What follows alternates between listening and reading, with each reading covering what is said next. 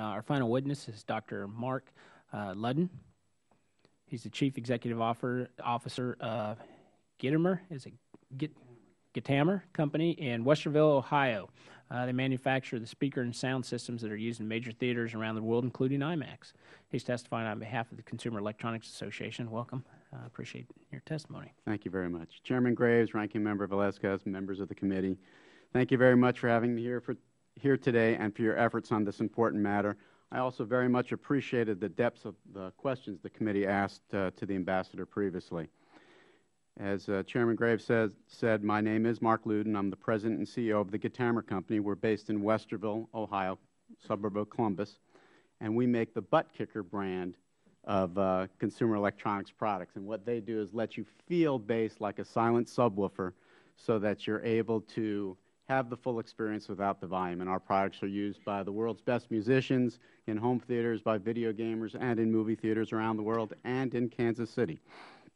I'm also a member of the Board of Industry Leaders and of the Consumer Electronics Association, and past chairman of CEA's Small Business Committee.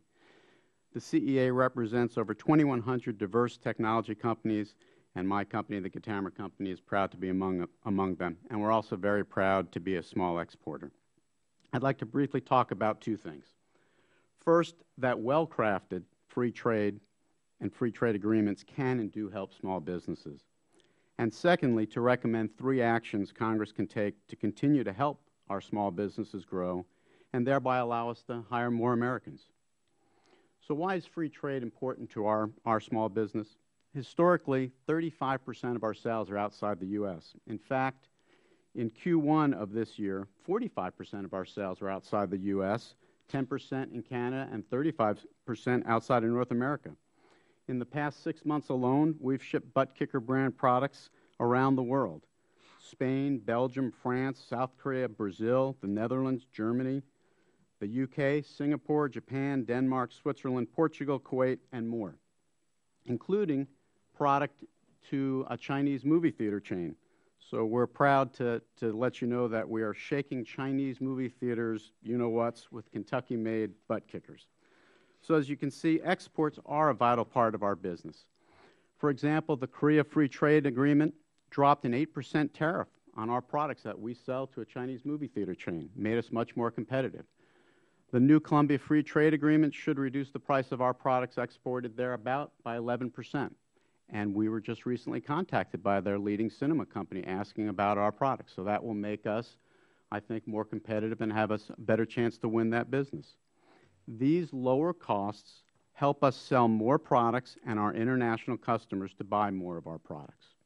Trade barriers act as a tax on transactions and create a zero-sum game where no one wins.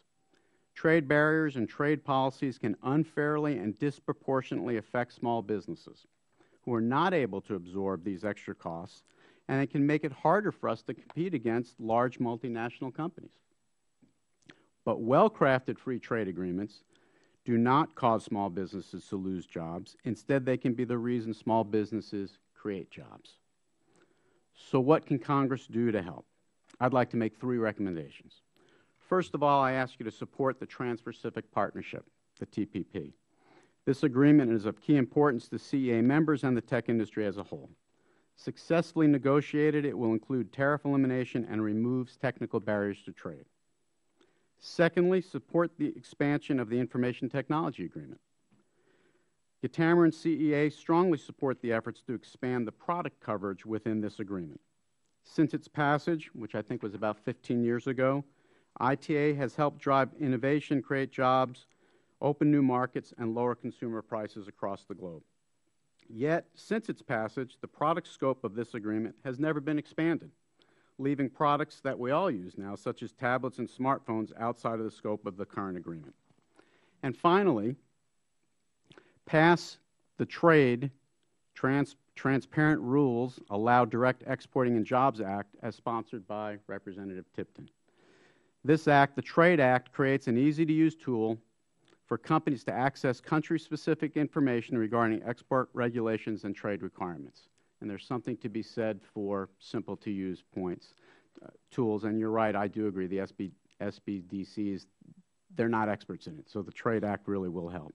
This tool will make it more cost-effective for a small business to easily access information about foreign regulations, labor requirements, custom declaration information, and more.